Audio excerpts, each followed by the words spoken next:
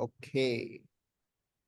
So we stopped our class last week in data sources. So we kind of finished chapter uh, 10 to a certain sort, right? And we kind of came to this thing that data is something that we will not take as a separate class, but this is something that we will tackle over the course, and we will look at solving questions over the course, right? Now, let us move into more about risk and rating practices, methodologies, and uh, a little bit, let's move and let's provide an introduction to risk and rating factors, right? Before we move on to risk and rating factors, we have to look at how the overall data sets are structured when you are making any pricing uh, algorithms, right?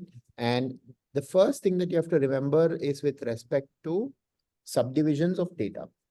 So when you split the data, when you're making any pricing exercise, you have to first split the data, right? For example, we are now making a GLM model for our motor OD line of business.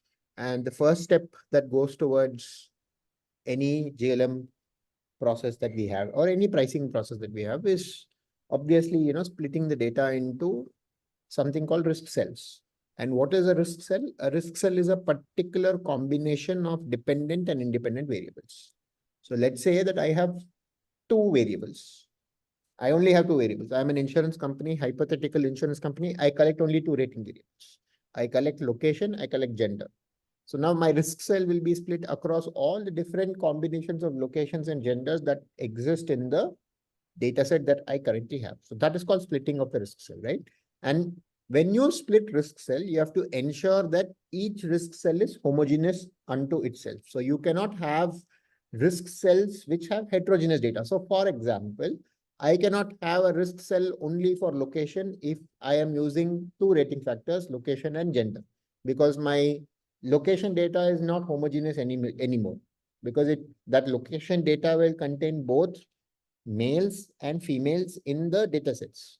Now, if I want to use two rating factors, I cannot just use one risk cell. So I now have to split it into multiple risk cells, right? So if I have location A, I need to have location A male, location A female. Then if I have location B, it has to be location B male, location B female. And whatever, how many other combinations that there are there. So in our hypothetical example, my data set should actually be replicated 2x the number of locations that are there, assuming there are only two genders, right? Now, why do we do this? We do this for a couple of reasons. The first one is to ensure that our understanding of risk is much better. This is a primary driver that everybody should have when they are doing any pricing exercise, because pricing begins from the point of understanding of risk. If you do not understand the nature of the risk, if you do not understand your data sets, you are in no position to price for your policies at the end of the day, right? So understanding risks better should be like the first thing on your mind. The second one, obviously, is to prevent cross-subsidization of profits. Effectively speaking, in our hypothetical example, there could be a scene where males might be more profitable than females. Now, if I do not use gender as a rating factor, I am effectively going to create the same price for males and females, which will result in cross-subsidization of profits between risk cells. Effectively speaking, females who should ideally pay higher premiums will actually pay lesser premiums, and males who should pay lesser premiums will pay more premiums. Now, what is the flip side of this, or what is the immediate consequence of this? This will result in your portfolio skewing more to females than males, because ceteris paribus, what will now happen is that males will now find the premiums more costly, which will result in them shopping for premiums more. And there might be another insurer who has identified that males are actually more profitable than females, and they might offer a cheaper premium. Now, the flip side is also true. Females might find the premiums cheaper now, and more females might come onto your portfolio than before. And this results in adverse selection for the insurer, which results in more losses, right? So your pricing now becomes inadequate very, very quickly. So that is the exact reason why we want to always prevent cross-subsidization of profits. The direct impact of cross-subsidization of profits is adverse selection. The next one is to ensure that the pricing structure is more flexible, and we have to analyze as many subdivisions as possible. One thing to note here is that you have to ensure that the data is credible in each cell, and you have to ensure that your rating factors are parsimonious. Can someone tell me what parsimonious rating factors are? Or a rating model being parsimonious? What does that mean?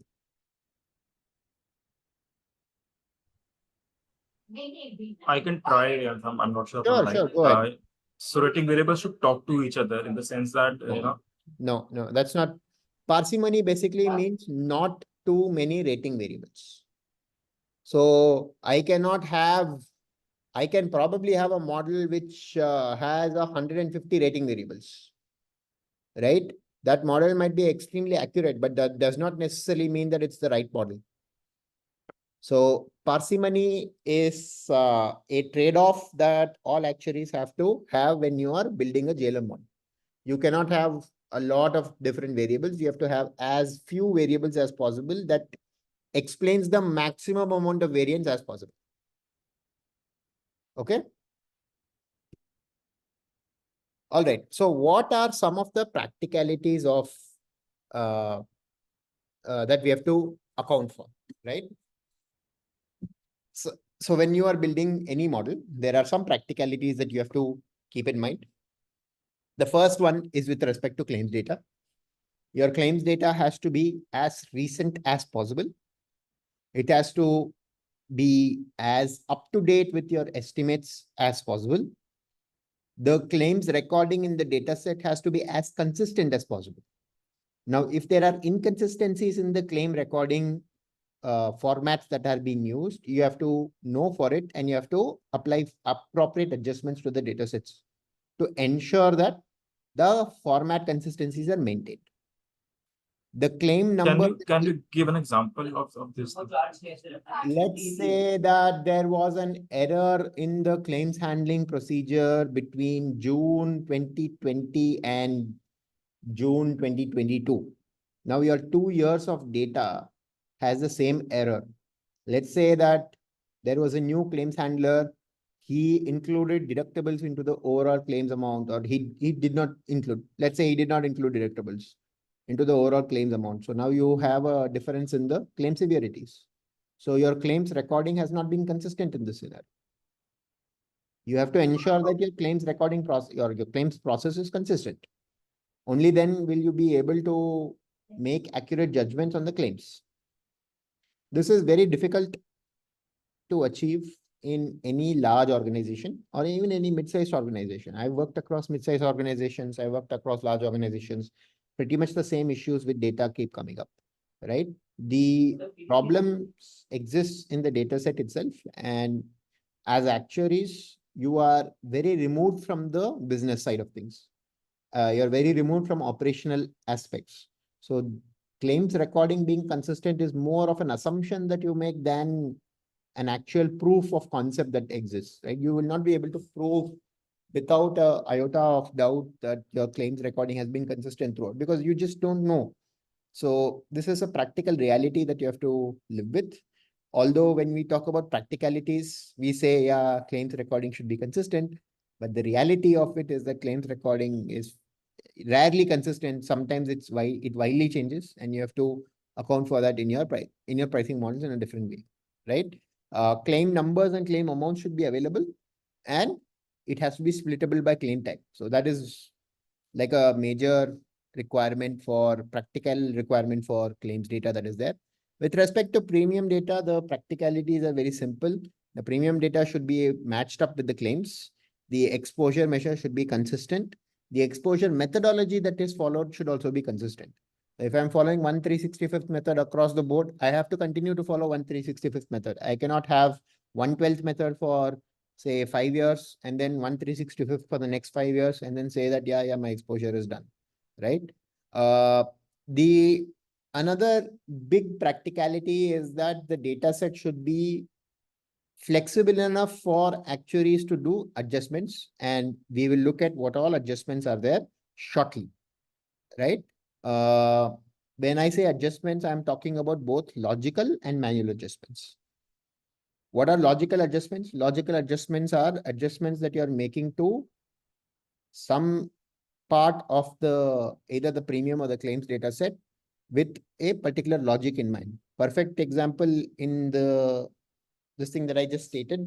Let's say deductible has not been accounted for and you want to account for deductible to calculate the FGO value of the claim. Then you will logically apply some some coding logic that is there to arrive at that value, right? So it is a manual adjustment, but you're applying it en masse onto the data set. Whereas when my definition of manual adjustment is, let's say there is an error in a claim, there's a large claim, and there is, instead of $1 million, the claims handler has manually input $10 million. And you identify that this is an outlier claim. You go to the claims handler, you show him the claim details, and he's like, yeah, sorry, it's my fault. I should have put 1 million, I put 10 million. And you go back and you manually change that to 1 million, right? To make sure that the claim numbers are accurate. So that is, in my opinion, like a manual adjustment that you make. So you have to account for both those scenarios that are there. Okay, let's go for some of the adjustments that are beyond the manual adjustments that I've said. What are some of the adjustments that can be made? So you can make adjustments to base values, right? Uh, you can make adjustment due to changes to risk. You can make adjustment due to environmental changes. And you can make adjustment because of the amount of time that has passed between the cutoff date and the current date, right? So those are some of the things that you can do. Let us explore that uh, in detail. But before we explore that, I want you to no, let's do this because this is something that this is a little theory over there. So let me explain this, right? What are some of the adjustments to base values that you can do? So some of the adjustments that are there are effectively the main thing is that there could be some trends in claims, right? And these trends can be more recent than previous history dictates. Effectively speaking, let's say that you're doing a simple burning cost analysis and you have 5 years worth of data, right? And there is a clear trend in the burning cost that you're seeing where it's increasing by 10% year on year. So, or let's not say 10% because that's an easy adjustment to make. Let's say that it's not increasing at 10%, but you can see a clear increasing trend, right? You cannot make sense of the linearity or the exponential nature of the trend, but there is a trend in place. So now when there is a trend in place, what would happen naturally is that you would end up giving more weight to more recent experiences than in the past experiences, right? Because the trend is kind of clear over there. So one such adjustment that you make is basically accounting for trends in claims. Another adjustment that you make is effectively unusually heavy or light experience. So for example, there might be some years where the loss ratio is doing pretty well for no obvious reasons, right? There could have been effectively an unusually light year. And the next year, the loss ratio might be much higher than normal for no particular reason. And that's an unusually heavy year, right? So you have to effectively account for the fact that there is random fluctuation in the nature of the business itself when you're making these adjustments, and you have to account for those unusually heavy and light years. Now, how do you do that? You do that with three basic methods. First one, obviously, choose another year and use the data from the other year, but sometimes it might not be practical. And a more practical example is aggregate more years so that the unusually heavy years and the unusually light years will average each other out.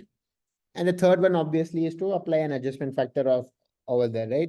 I know that 2020 is a COVID year. I know that the frequency would have been unusually light because nobody would have used their vehicles. But when I use 2020 data to price the policies, it might not be accurate, right?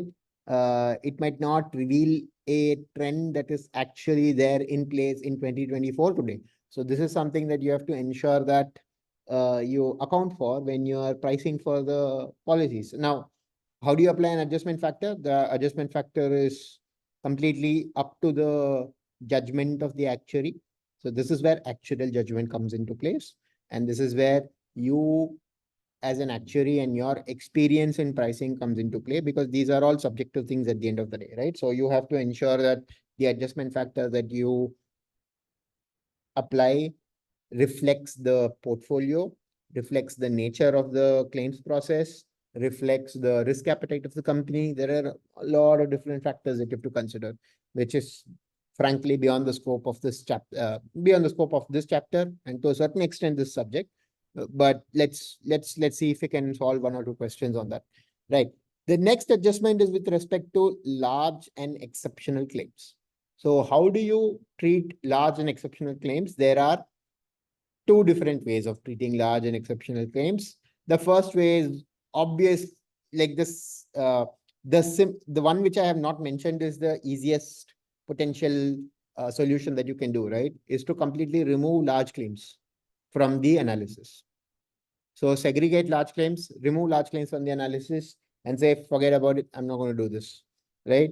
Let's say that you have 10 million records, and on those 10 million records or in 10 million claims, you only have 1,000 large claims. Then it makes sense for you to say, yeah, the amount of large claims that we're dealing with is insignificant. I'm not going to bother about it. And you can remove them from the records, right? And it will not affect your pricing as much as it should. So that is one option that you have. The second option, obviously, is to cap large claims and distribute the remaining amount throughout the portfolio based on some logic that you have, right? So that is another option that you have. The third option, obviously, is to segregate your data set between attritional claims and large claims, and then add a separate loading for large claims. And this loading could be simple to calculate, right? Just an average loading, that just an average burning cost that you calculate, and then you tag on to the policies at the end of the pricing analysis, right? So that's one thing. The next adjustment that gets made is with respect to CAT models. How do you account for CAT models? You either build a separate CAT model or you buy something from the market. Most usual approach for companies is to just buy an existing CAT model, because CAT modeling is something that there's a lot of, e-needs for the insurance company to build their own CAT model, right? Events not in data is a major issue. And which insurance company has 100 years of data? Almost nobody, right? Very few insurance companies have survived for hundreds of years. So the current market practice is to just buy from the market. And finally, one more adjustment that is made to the data is with respect to inflation, right? Claims inflation is a major aspect. We have discussed what are the different types of claims inflation that are there.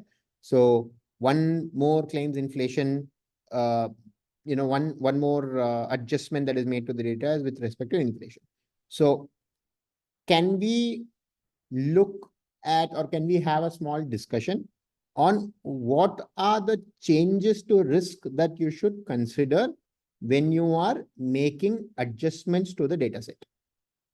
So let's say that you have a policy and claims data set, and you have, let's say, 5 years of data, right? What changes in risk should you account for when you are making a change to the premiums? So you have to build the burning cost model right now. So you have to calculate the burning cost. Now, what are the things that you would consider?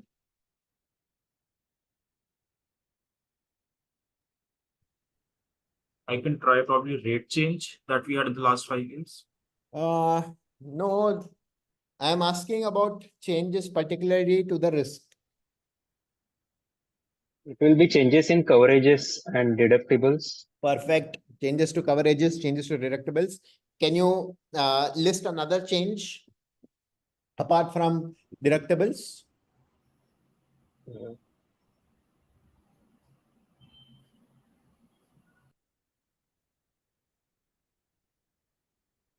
I'm not getting it. It's Changes to peril. Changes to perils. parents. Yeah. Okay. All right. Yeah. So good. Changes to policy terms and conditions. Good. What else could have changed in the data set?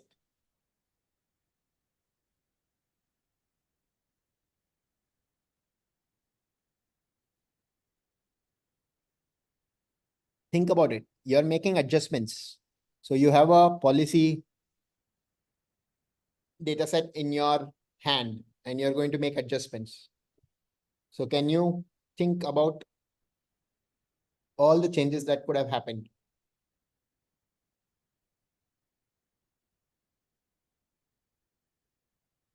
Regulation changes.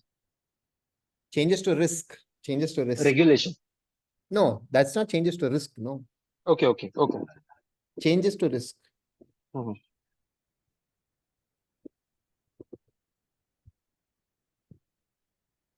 Might not hold true, but sorry, Aman, please go on.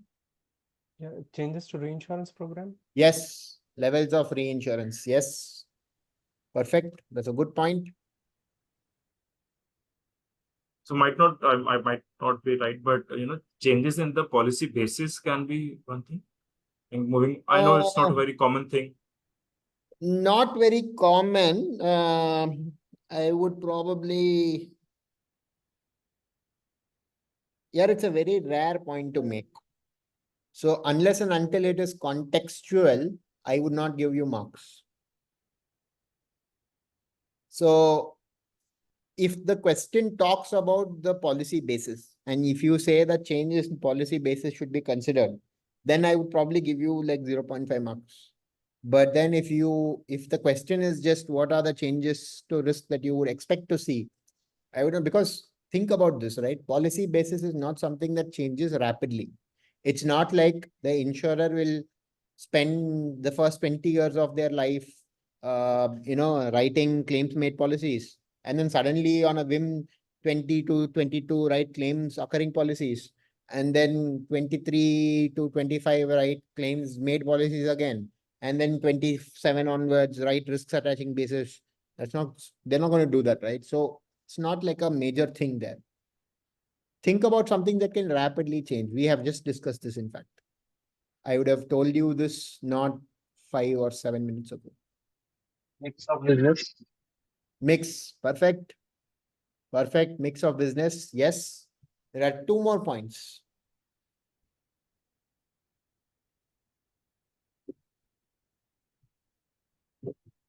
Source of business. Yes. Source of business. Method of distribution. Perfect. So sometimes online is usually more profitable.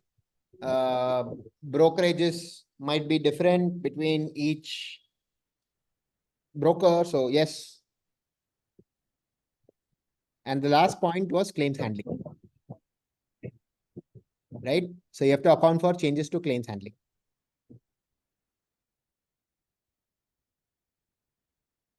Okay. So before we go on to the next thing, right? So we have to look at a wider, I'll go one step back. Why are we doing this? We are doing this because adjustments are required to get the data to a place which is acceptable for the policy, acceptable for the actuary to ensure that your data is credible and your data is accurate, right? So these are all the changes that you have to account for when somebody asks you what are all the changes that you have to make. So in your exam, you're going to get a question that is directly going to test this for you, right? They will ask you specifically that now that you have the, burning cost that you have calculated, can you tell me how can you make the burning cost more accurate? So these are all the things that you have to think about when you are making the burning cost more accurate. For example, if you do not know what the reinsurance program is, then you can only go on assumptions. So now when somebody asks you, how can you make the burning cost more accurate? Your answer is obviously going to be, I need more information on the RA program. What is the reinsurance retention policy that the company has so that I can calculate the burning cost in a better way? Do you have only a quota share program? Do you have a quota share plus XOL program? Do you have a surplus program where potentially the loss ratio, the net loss ratio could be much different from the gross loss ratio? Something that you have to account for, right? Are there any changes to claims handling? Are there any specific methods of distribution that you have? Have there been any changes to the policy terms and conditions that I am calculating the burning cost for? These are all the things that you have to account for when these kind of questions come, right? So the kind of questions that you're going to get from SP8 is going to be for this particular portion of the textbook.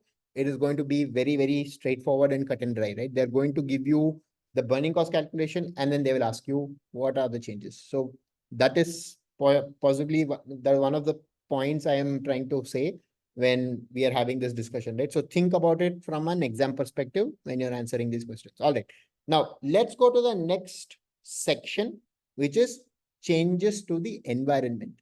So can you tell me what are all the changes to the environment that can happen, which will result in adjustments being which will result in you having to make adjustments to the data set? Think environmental changes. Changes in underwriting cycle. Environmental changes, not underwriting strategy. By the way, changes to risk could also be changes to underwriting. Changes to underwriting could also be a valid response for changes to risk, because the underwriting strategy that you deploy is going to directly impact the nature of the risk that is there.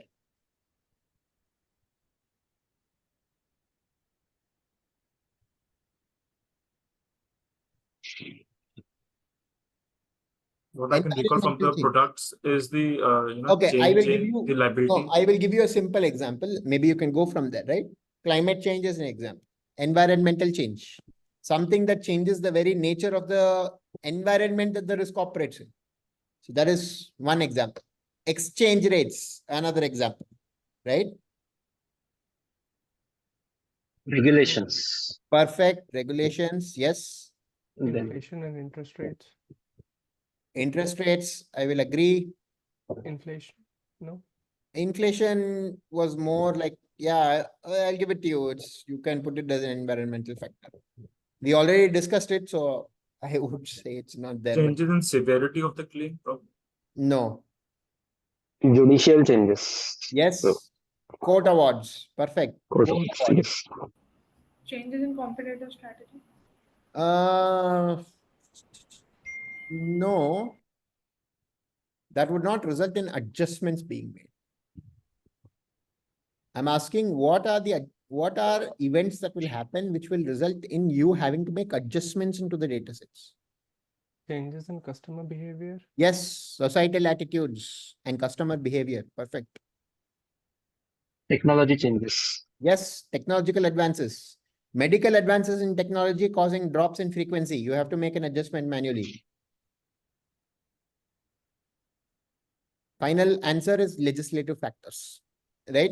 Let's say that the government has now put a legislation that all of them have to wear seat belts. And now everybody is starting to wear seat belts because of this. Your frequency of death due to accident will now dramatically reduce, which results in you having to make adjustments into your data set, because your data set right now is saying that the frequency is, let's say, 4%.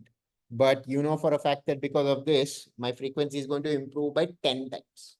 So now you have to account for that in your historical data set when you're making the pricing changes. Clear?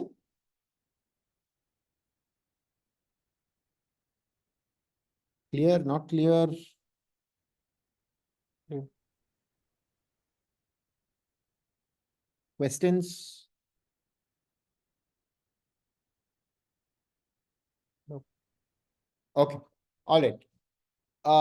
Let us look at some of the delays that you have to account for when you are making adjustments, right? The main delay that you have to account for is with respect to the development of claims. Right? Development of claims is nothing but the time taken for claims experience to develop from the historical data. Now, that is not the only delay that you have to account for. You also have to account for the time it takes to analyze the experience. For example, there is a common joke over here between pricing actuaries that you get the data as of January of the year. You start doing the analysis, and by the time you're done with the analysis, you're in June. And now your board, when you go with the final recommendations, your board says, boss, it's already June. Can you update the data to June and give it to us? And when you start updating the data, it'll take you until December. And when you go to the board in December, they'll say, boss, it's already December. Can you do the update now? And then you'll do it again. And then it'll be June again. So it's a common joke that gets exchanged in pricing communities that the time to analyze claims experience is a major factor that you have to account for, right? There is also the time to reach and agree new rates. There is the time to administer and implement new rates. Then there is the time for any regulatory approval, should you require any regulatory approval, right? For any file and use cases. So these are all the delays that don't get accounted for when you are dealing with pricing. And this is something that, so this, there has been a direct question from SP8 that was testing this. So this is something that you should definitely remember when you are writing the answers for. All right. Let us go to a very interesting question over here. So our next portions of the class is going to be on two different things. The first thing that we're going to do is we are going to find out how inflation should be treated when you are dealing with, the problem, the inflation problem of sorts. And then we will go into loadings and we will look at what are the different types of loadings that get applied to a price. And we will end the class by coming up with a rating formula that gets used, right? What is the basic, what we'll look at the definition of what a rating formula is and what are the rating, how do you build a rating formula? And we will look at some questions and we will finally look at some practical experience rating definitions, right? So I am going to give you guys 5 minutes. Simple question. You carried out an analysis on claims occurring in 2017. You want to set the premium rates for 2019. How many years of inflation should you apply for the base claims data? I want you to take 5 minutes, think through it, and tell me what that number is.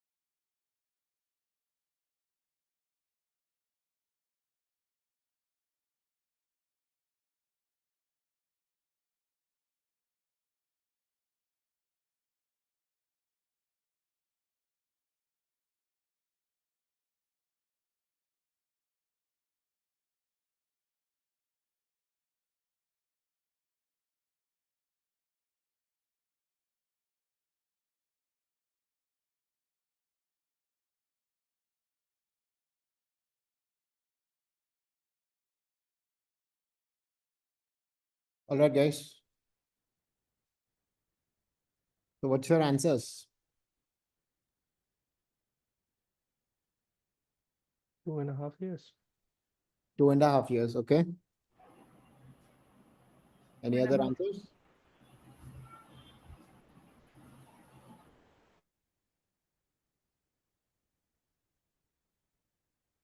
Same. Same. Good. All right. Can you explain how you got to 2.5 years? The main assumption there is that the policies are 1 year each, and Okay. they're evenly written and the claims are Perfect. evenly originated. Okay, perfect. And explain, give me step by step as to why you got 2.5 years or how you got 2.5. So I drew a timeline, Okay, and so the claims occurred in 2017. perfect. Uh, so imagine 30th June is when the claims originated for 2017. For the policies that are returned in 2019, the claims would originate between 2019 and 2020 evenly. Correct, So the midpoint would be end of the year 2019, and correct. so whole of year 2018 and 19 and half of year 2017. Perfect, perfect, perfect. And you inflate from 1st July 2017 to 1st Jan 2020, which is where the average accident for the new cohort comes from, which results in 2.5 years. Very good point. Very good, very good. All right. Let us look at another example. I'm going to give you only 2 minutes for this. You have a policy. So I'm not even going to read the question. I want you guys to read the question and then I'm giving you 2 minutes. So it's 42 minutes, 2 minutes.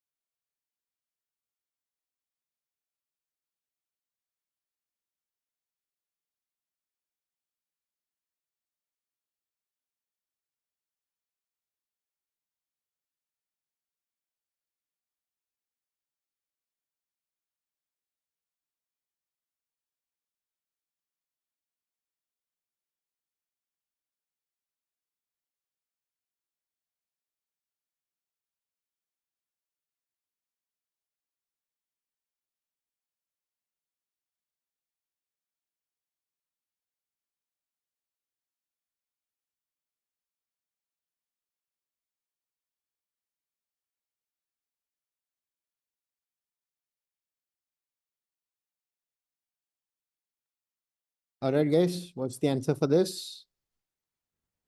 3 years. 3 years. Are you sure? Is it again 2.5 years, I think? Again, 2.5 years. Why is it 2.5 and why is it 3? So for 2.5, I can probably explain. So again, seeing the timeline, if the policies were underwritten in 2020, so we will assume that they have been underwritten, consistently over the year, which means Correct. that, we can take the midpoint as, maybe June 2020 or July 1st 2020. July 2020 is the midpoint. Yes. Yeah. Always And, remember, always remember calendar years. 1st July is the midpoint for, if you're going by calendar year, it's 1st July. Huh. And then, if the policies are, we assume that the policies are written on 1st of July, the claims will be coming somewhere and on average on 1st of January 2021. Perfect. And if you're making the pricing changes for 2023, we will have the same assumption that the policies will be written consistent over the time. And we can Perfect. assume 1st July 2023 as the start point or the midpoint of the Okay. policies. So again, 2.5 years from 2021 January Ah, 2023. but what happened to the average claim incurred? You are inflating to the claim incurred period. No, you cannot inflate the average claim to the average policy written date. So I went for claims incurred, and then the claims are happening at 1st Jan 2024, Perfect. and then it becomes 3 years. Yes. So there is a trick over here. What is the difference between the previous question and the current question? Previous question was analyzing claims occurring during 1 year, Okay. and this is analyzing the policies returned during 1 Yes. year. That is the main difference. So please remember the difference. And this is something that the IFOA often loves to ask to trick questions. So when you are reading the question, please ensure that you are reading it right. You have to always be on the ball when it comes to these kind of questions, because there is a lot of tricks that the IFOA plays on students. They will enter, they will incorporate this one line in like a big paragraph, right? And you will miss this and you'll end up making an assumption and getting the inflated number of periods wrong. So always remember, check whether claims are occurring in a period, whether it is on a claims occurring basis that they're giving, is it on an accident basis that they're giving, is it on an underwriting basis that they're giving. This is something that you have to definitely check when you are making the making like the calculation for these kind of things, right? So 3 years is the right answer. And Sarthak, you were right until the last step. You had to go one step extra, which was to inflate or identify the average claims incurred for this particular period, which was the end of 2023 or beginning of 2024, and then inflate the claims from 1st Jan 2021 to 1st Jan 2024, which is 3 years. Clear? Right. Perfect. Actually, for this case, I don't think you even need to compare the claims, Why? because I can just compare the the midpoints of written years. That is usually where it goes. Yes, that is usually where it goes, but I wanted to show it from first principles. That's all right. So in that case, because I don't have to assume now that Yeah. the policies are Usually 1 year long, or it sorry, will, the claims. yeah. It will, if you are comparing on an underwriting basis, you can effectively directly make this thing, but I wanted to show the inflation on claims, right? Because inflation is applied on claims, not on policies. Yep. Right? There is a difference between applying inflation on policies and inflation on claims. You are right theoretically that, let's say that I have a property line of business that I'm doing, then yes, you are right that I can potentially apply inflation on policies, right? Because then I'm justified in applying, let's say personal accident, not even property, right? If I have a personal accident cohort line of business, then I can potentially apply inflation on the personal accident policies and potentially match it to the claim amounts. Should not be an issue. But the fundamental theory behind applying inflation is on the claims cohort, and hence you have to calculate the claims cohort. It devolves into, if I'm on an underwriting basis, I am on 2020, I'm looking at 2023, it's 3 years, right? Because this is on an underwriting basis. But if the analysis is done on accident year 2020, and then you're looking at making the price change for 2023, then the whole equation changes. Clear? Okay. Clear, not clear? Please let Will we get marks if we just write because it is policy year, it will be 3 years? If the question specifically says underwriting year and you have made a policy year assumption, you will not get marks. In the sense that you will lose marks. You will not lose marks for the next steps. You will lose marks for this step. So you will probably lose like 2 or 3 marks easily. Because this is usually a big assumption. And what will happen is that your entire answer would go for a toss. So you would end up with a low mark. You not get 0, but you will lose a lot of marks. Yeah. Okay. So let's look at loadings that are there for the premiums, right? So when I look at, and what are loadings first? Can someone tell me what loadings are?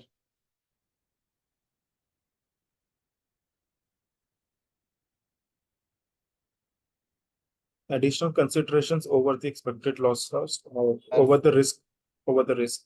Over the risk premium, yes. So loadings are nothing but additional factors that are taken over and above the risk premium to arrive at the office premium.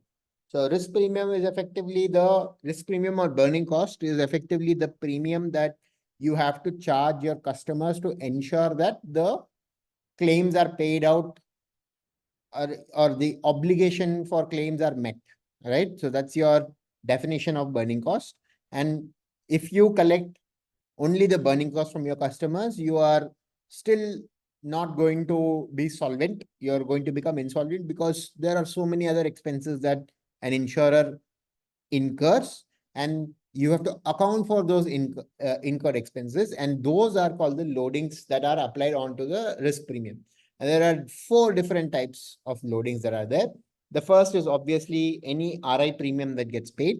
The next is any load for expenses that the insurer incurs. The next one is a profit load.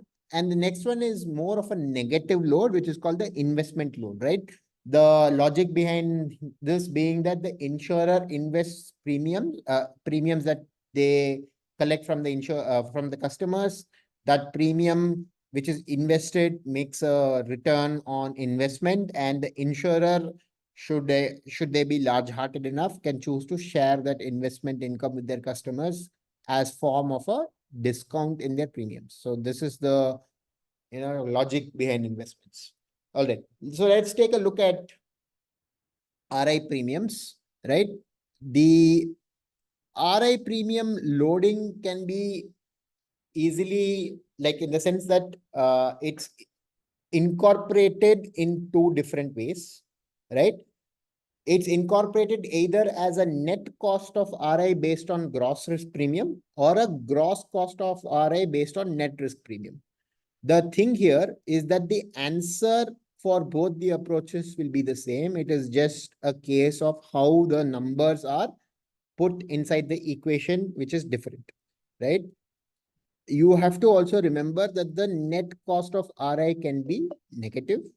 The reinsurance risk premium sometimes, and this is very rare, could be lower than the insurer's premiums.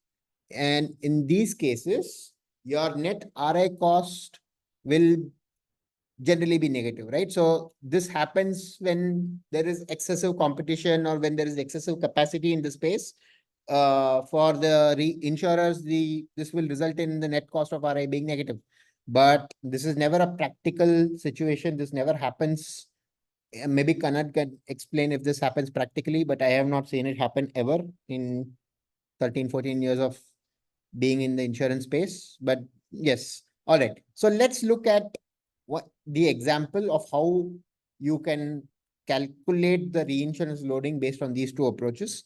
Let's take a simple example. The first example is, let's say that the burning cost is $50 and the cost of RI is, let's assume, $12. So let's, for the sake of brevity, right? For the sake of brevity, let us assume that the net cost of RI is $2, right? The gross risk premium here is $50. The total premium gets added here. So you have net cost of RI plus gross risk premium. So your total premium becomes $52. And this is more commonly used when ceded premiums are low.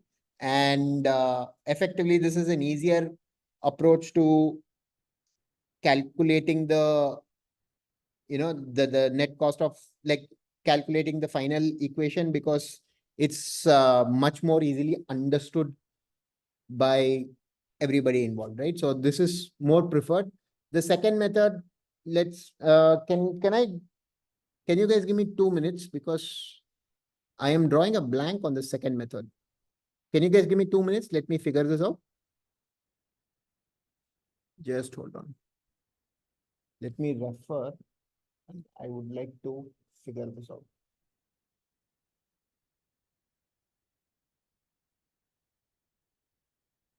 Hold on. I would rather get this right than mistake here.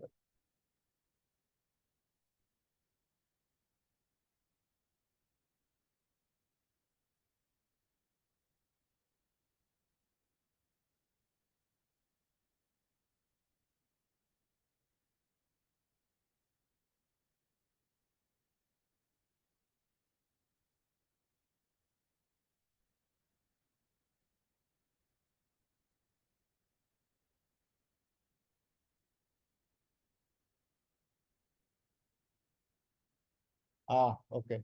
The example has some details that I have missed over here. All right. So, okay. So the example here effectively has one more detail over here, which is that the expected reinsurance recoveries from this cover are $10. Now, the net cost of RI will become $2 in this case, and hence your total premium becomes $52. Now, if I'm looking at gross cost of RI based on net risk premium, what will happen is that since the expected recoveries are $10, my net risk premium becomes 50 minus $10, which is 40, and the gross cost of RI gets tacked onto that $40, which is $52. So this is used when a high level of excess of cat RI is used. And this is used in situation when the claim frequency is low, but the severity is high. So think liability lines, right? The answer that you will get from using both these methods are the same. You should get the same answer. The only reason for using the two methods are convention. I believe that the first method is more often used than the second method. I may be wrong. I will confirm this and I will get back to you on this. Clear? So from exam perspectives, like, when we receive the question from IAI specifically, Yeah. so do we get straightforward question given they would have given the numbers, or they would expect us to calculate, the net cost of RI, or, No, the net risk? these questions will not come. So I am very doubtful that IAI or IFOA will ask you to, calculate the net cost of RI and then do the loading. No, I don't think that ever happens. So this is more of a TIL. These areas are more of a TIL, right? So for example, these questions that you're seeing, right? These questions, they are more likely than you getting a random question on RA premium, right? So we are just doing this because the portion is there and we have to cover the portion, and hence this is something that you have to learn any which ways. But very, very low probability of occurrence of you getting any questions related to, let's say, net cost of RA, calculate the net or calculate the premium based on gross cost of RI based on net risk premium or something like that, right? You will not get those kind of questions. Okay. All right. What are expenses? So can you guys tell me what expenses are for the insurers? Acquisition costs, salaries, infrastructure, Okay. access. There is actually a very simple mnemonic for you guys to remember. It's called cosmic. So I will let you figure out what each one is. But yes, effectively, these are all money that the insurer or costs that the insurer incurs due to running the business, right? There are different types of expenses that the insurer has to bear. Some expenses are fixed in nature. For example, the insurer might buy property, and that property might sit in their assets as a fixed asset, right? Now, that might result in some maintenance being charged for the insurer. So that is a fixed expense for the insurer. Some expenses are variable, and variable expenses are expenses which either rise or fall depending on the volume of business that gets written. Some expenses are direct expenses and some expenses are indirect expenses, right? Can someone tell me what the difference between direct and indirect expenses? Direct can be those which can be attributed to a policy. Perfect. Indirect would be, which are common or which cannot be assigned to one Attributed to the policy. policy. Perfect. Can you give me an example of a direct expense and an example of an indirect expense?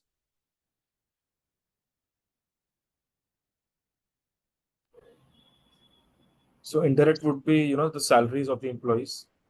Okay. or the office expenses, the rental expenses. Okay. Direct.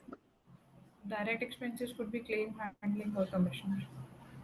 Direct expenses is not claims handling. Claims handling Policy is, administration expense, sorry. yes, policy administration is a direct expense. Why is claims handling not a direct expense? One claim can be affected, like, No, because direct expense basically is something that grows with the number of policies written, right? You have to tie it to the policies, not to the claims. There are you following it? yes. Okay. All right. So what are all the different types of expenses like we discussed? There are staff salaries. There are commissions that they get paid. Commissions, by the way, is the perfect example of a direct expense. If you ever want to talk about direct expenses, please talk about commissions. You'll never go wrong there. Then there is office rent. Then there is office equipment. Then there is consumables, right? Please remember this. These are all like different examples of expenses. How is the loading for these expenses determined? It is either A, given like an overall percentage of the risk premium, and the analysis is usually based on like the fixed and variable expenses. What we will do here is with respect to loading of expenses, we will dedicate an entire chapter called investigations, which is chapter 19 of SP8, to discuss what are all the expense analysis that get done. And this is an entirely, there's a separate chapter for SP8 that we will do, which we will do at a later point in time. So I'm not going to touch these areas until we get to that chapter. All right. Let's look at a simple question before we go on to rating formulae. Sorry, I have a question before Sure, that. please go. What do you mean by consumables in the previous slide? Consumables are something that the uh, items that the insurers are going to consume during their course. So, for example, let's say, I know for a lack of a better word, let's say that the insurer buys water for the insurer, for the employees. That goes as consumables, right? These are things that get consumed, expenses that get consumed. Interestingly, there is a add-on cover called consumables for motor insurance. Please take a look at it. Okay. And just one more thing. So direct expenses are those that are affected by the volume of business, right? And Yes, indirect does not. Okay. yes. Actuarial salaries are indirect. Sales salaries are direct expenses. Okay. All right. I'll give you guys 5 minutes. Please take a look at this and let's have a discussion once you're done with this. I think this is a question that was asked in September 2020. 5 minutes.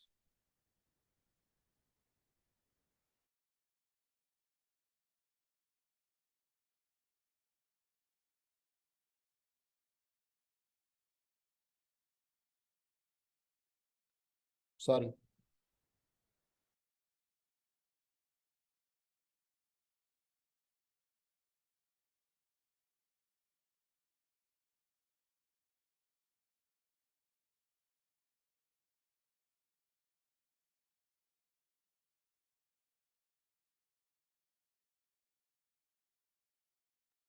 Just FYI, this is a favorite kind of question, right? The difference between new business and renewal business is somewhat of a favorite for iPhone.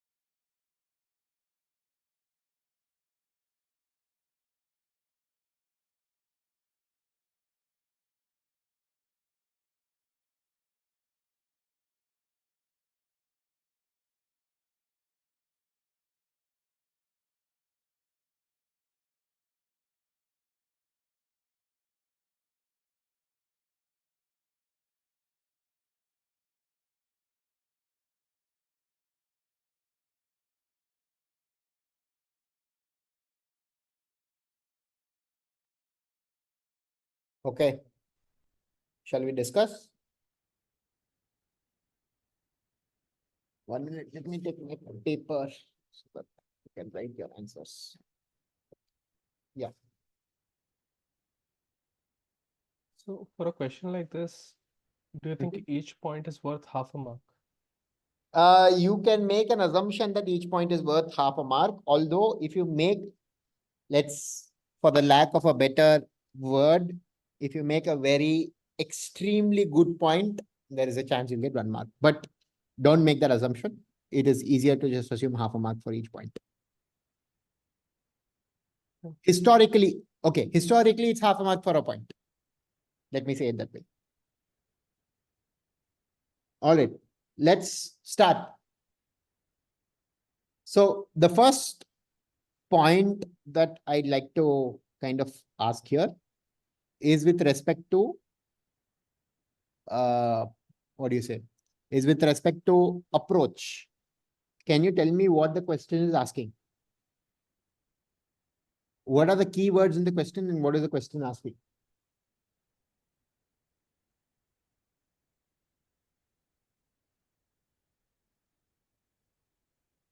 Keyword obviously suggest. So essentially you have to give a very brief reason. You don't have to explain in depth. Okay. Very similar to list questions. Okay. No, not very similar to list. List is different. List is where you have to randomly just spout off, not randomly, okay. You have to spout off as many points as possible, right? List without any explanation. Suggest is something where you have to keep it a little longer than list. Point has to be valid. And difference could be both higher and lower. Meaning new business can be more expensive or renewal business can be more expensive. You have Correct. to think from both Perfect. angles. Perfect. Perfect. That's a good point. All right. So let us look at, can you tell me points here? Let's go one by one. Each one person can give me some point. We'll have a small discussion on this. Cost of customer acquisition for new business is higher as compared to the renewal business. Perfect. Cost of acquisition, direct point, new business So higher, renewal we have lower. better Very good point. underwriting experience of the existing customers. Better underwriting experience. Can you explain that? So, we probably know that if there has been an existing customer for since last 4 or 5 years. Correct.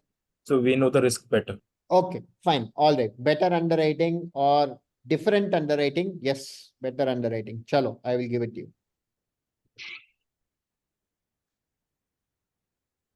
Maybe less policy admin expenses for existing customers. Before giving the policy, we do not need to have more surveys or investigations for a renewal case. I mean, that is acquisition cost, no? That is just acquisition cost. Renewal will always have lower acquisition cost, and hence the pricing will be different.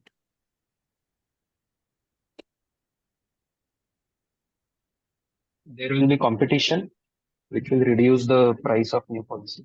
Okay, competition, good. But you guys have to start with the blatant on the face Loyalty answer. discounts. Loyalty discounts. No claim Loyalty, bonus. okay, yeah, but these are not on the face answers. The question is asking you. Oh, difference in risk factors. Like yes. the risk is Start different. there. Start there. Always start with the most blatantly obvious answer. Difference in risk factors, difference in pricing systems. I may have two different GLMs for new and renewal business, correct? I may have different rating factors for new and renewal business, which might result in different price. My new business might be more profitable or less profitable than the renewal business. Profitability might be an issue, which might result in different premiums. So these are all obvious points that you have to right away attack. That should be your first go-to answer. You're all right. you're absolutely right with respect to underwriting, acquisition cost, loyalty discounts. These are all absolutely great points. But when you are answering these questions, always start with the most blatant on your face answer. It has to be, like, yeah, okay, yeah, this is, this is, so I'll tell you the reason, right? Many students assume that, oh, this is obvious and they don't write it. You cannot do that. The most obvious answer goes first. Always start with the most obvious answers.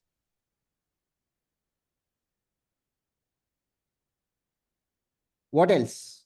What else? Legislative reasons. Sometimes there is a cap on. Yes, legislative reasons is a valid point. It's not in the answer key, but yes, it's a valid. Yeah, for there sometimes premium renewals like the No, it's a valid increment point. is there's a cap It's a sometimes. valid, yes. What was your point? Cap on premium increases Perfect. Cap on in renewals. Yeah, yeah, cap on renewals. as Yes. per like policy terms and conditions or regulations, could be Yes, both. cap on renewals. Very good point. Very good point. Next, why is the premium for new customers different from that of renewals? Why does a company do it? Give me the obvious reason. Sometimes, in order to attract the Yes, policyholder, initial attract new discount customers. Attract new customers. And why do they want to attract new customers? because they are Change in the in growth expansion Yes, strategy. growth strategy of the company. Simple. And you would have gotten 5 marks for this point. Just taking the most obvious answers, right? Your different pricing systems, different profitability, different GLMs, different underwriting, different growth strategy, wanting to attract new customers, acquisition cost, rate capping at renewal, regulatory restrictions, uh, loyalty discounts.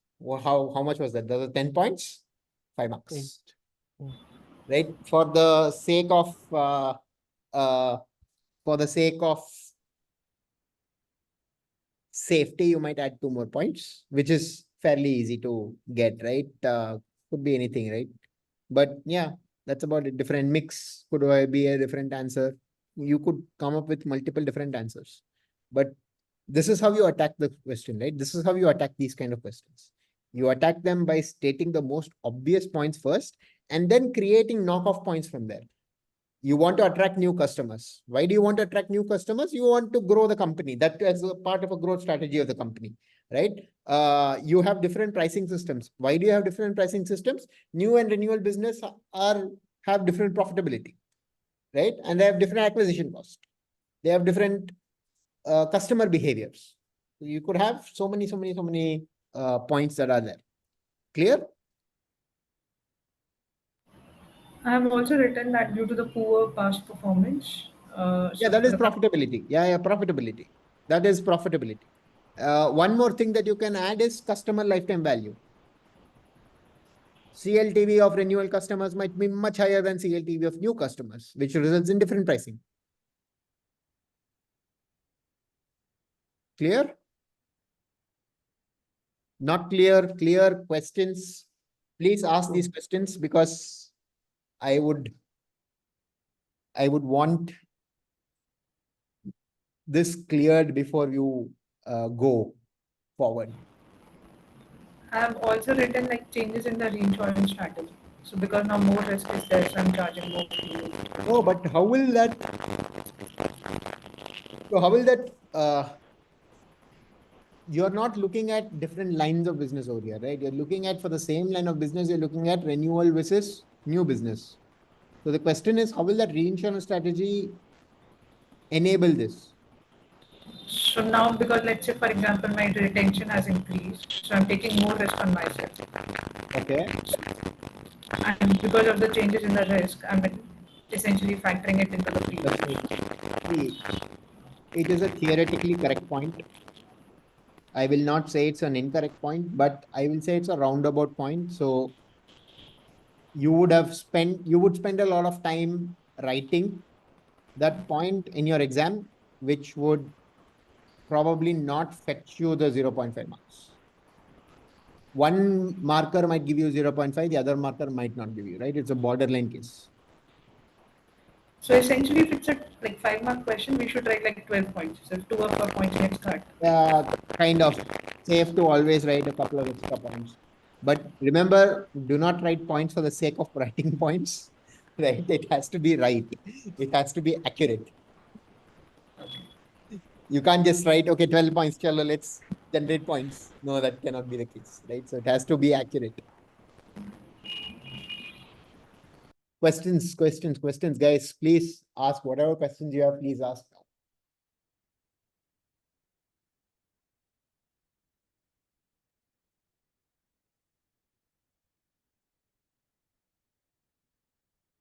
No questions? No. Okay. So this may be my mental block or something. Okay. On the question, it says basically established line of business. Okay. Okay. So based on that, legislative reasons seems very obvious that is already incorporated. No, Okay. it might be Now they new are legislative reasons. so that way. So I'm telling you what I'm thinking. Okay. Okay. That may be a block and that may be losing me marks. Maybe. Okay. So basically, we have to write everything irrespective of means everything can be Yes. justified.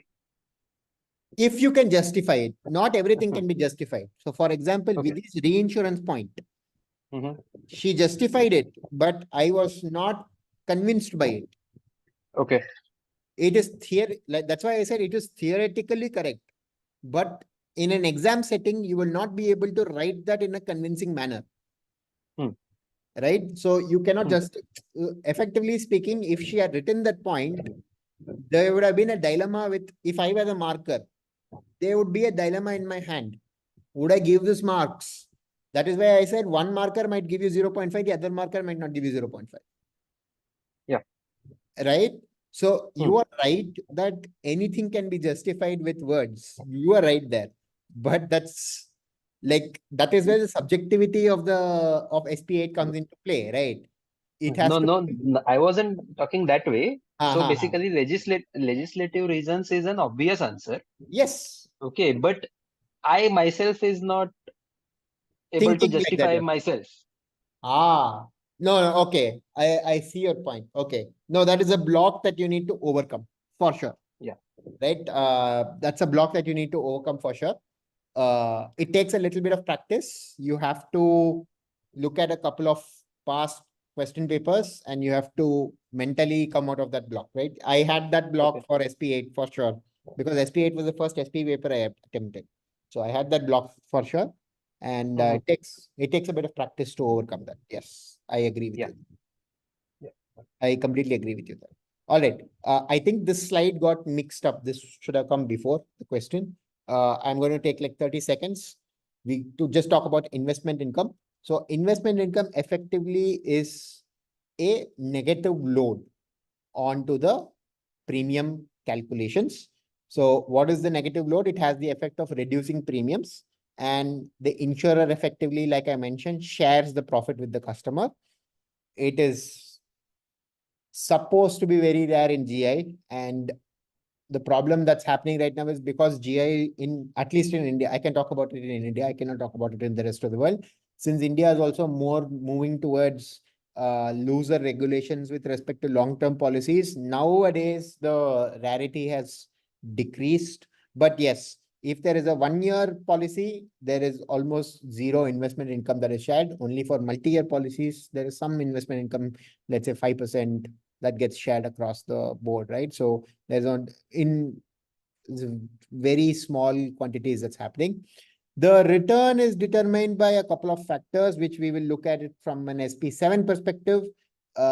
Primary factors that you have to remember is the duration of funds, the form of liabilities, whether they're short tail, whether they're long tail, etc., and the investment impact for long tail lines becomes a very significant factor because of the fact that for long tail lines, the duration of funds that is required to be held for that investment period is very high, upwards of 10 years, right? So if you're looking at any TP lines, you have to hold investments for at least 10 years, and the investment impact on these funds are very, very high as compared to, let's say, short tail lines like motor OD, where investments are held on average for like a year and 3 months or something like that, right? So main considerations that you have to account for: investment conditions, the assets that are likely to be held, and the consistency of inflation assumptions. So you will get some kind of question over here. I remember there being I think it was September 2022, if I'm not mistaken, September 2022 or September 2023, where they had a describe question. So most of the questions that you will get from these topics that we just do, right, it will probably be like a describe question. And a describe question is effectively a knowledge-based question where you will have to look at, like look at the textbook and summarize what the textbook has in your exam, right? Or recall from memory. Ideally, in my opinion, you should recall from memory and you should never look at the text. But practical purposes, let's say that because you have an open book exam, you have the ability to refer to the text, right? So effectively, it should be like, okay, this is a text, and the question would be describe how investment income is added as a loading factor for insurance premiums or something like that, right? So you just take this section, directly translate it into an answer and get the marks. It will be straightforward. All right, let's go to the final this thing. We have only 5 more minutes. I have already exceeded the class by half an hour already, so I will take only 5 more minutes. Let us create a rating formula, and I've given you guys what are all the acronyms for the different values that are there. I want you to give a rating formula for the gross premium. Let's take 3 minutes.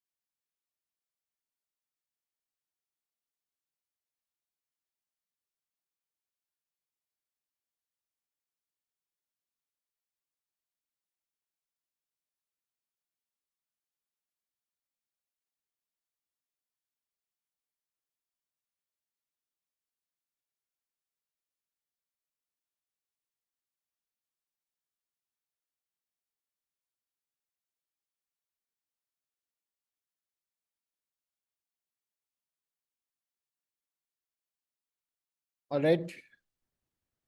Can we get some answers?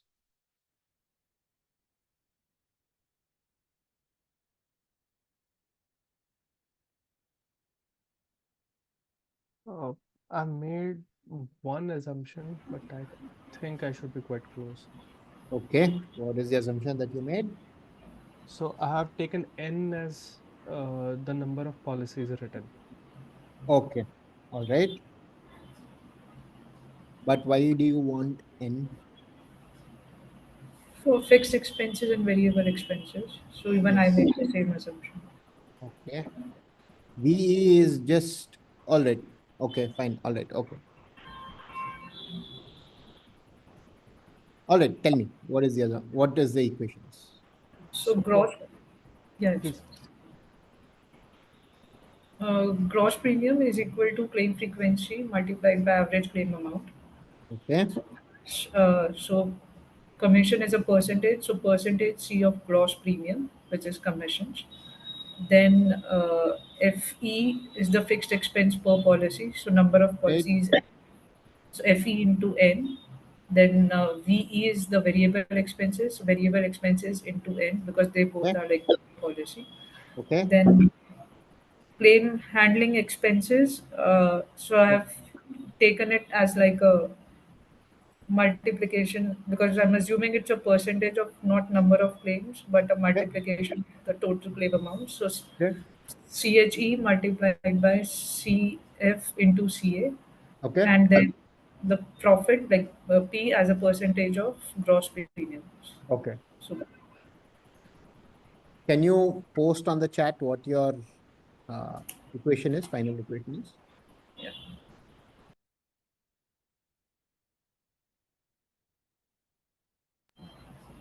someone has a different one. Please don't need that.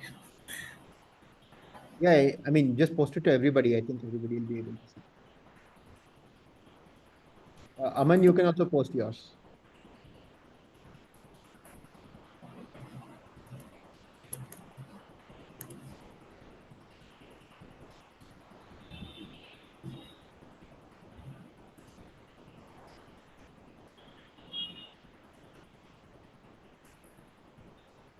Have you posted it? I have not got.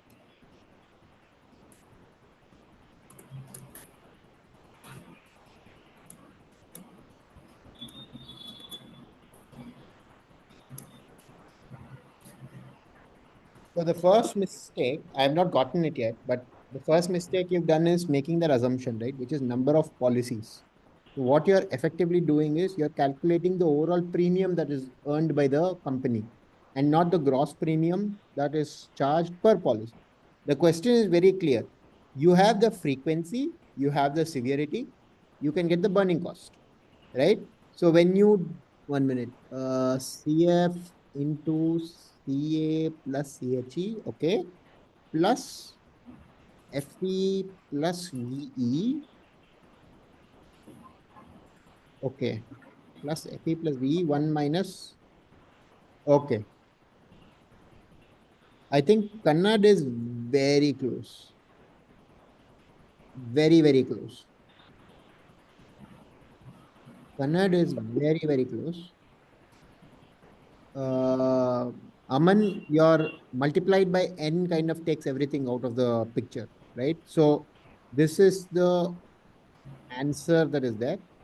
Effectively, what is happening is that I think there is a very good case to be made for Kannad's answer to also be equally correct, although there might be slight variations in the final answer if you use Kannad's method, but almost right, in my opinion. Uh, Aman, what happens is that when you multiply it by n, you are calculating the overall premium and not the premium per policy. So what you're doing is CF into CA plus CHE will tell you what the premium per policy is, right? Now you're adding to that fixed expenses per policy plus variable expenses per policy into total number of policies, which is your overall expense. Do you see the difference?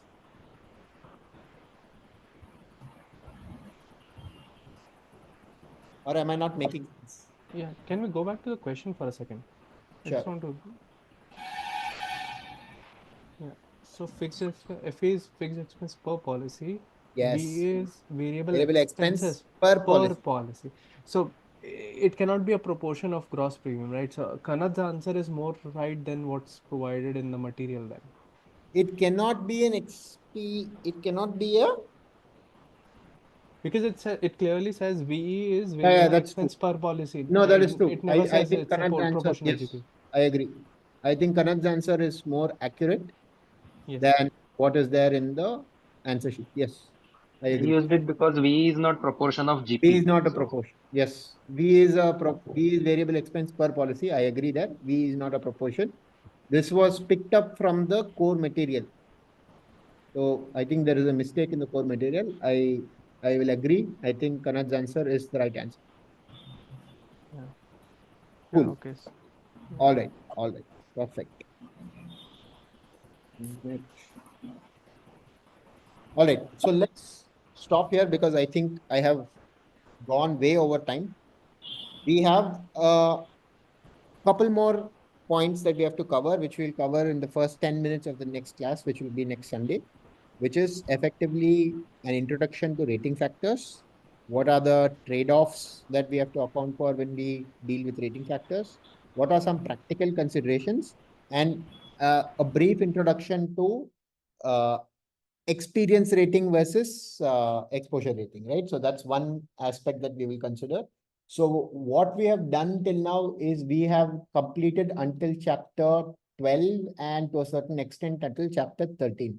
So with experience rating and everything, right? Underwriting considerations, we will complete chapter 13 as well. And next Sunday, we will also deal with chapter 14, which is introduction to rate making using frequency, severity, and burning cost approaches. So our next class is going to be a little compute heavy.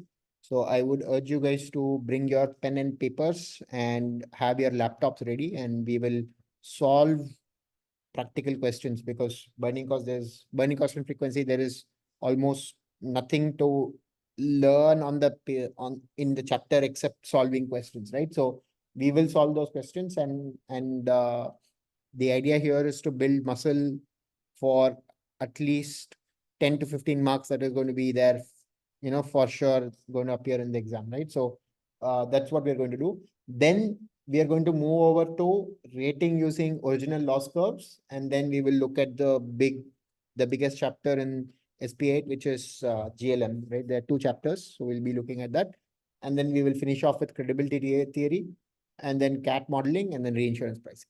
Okay, so I think 6 weeks should be a good estimate for closing the class.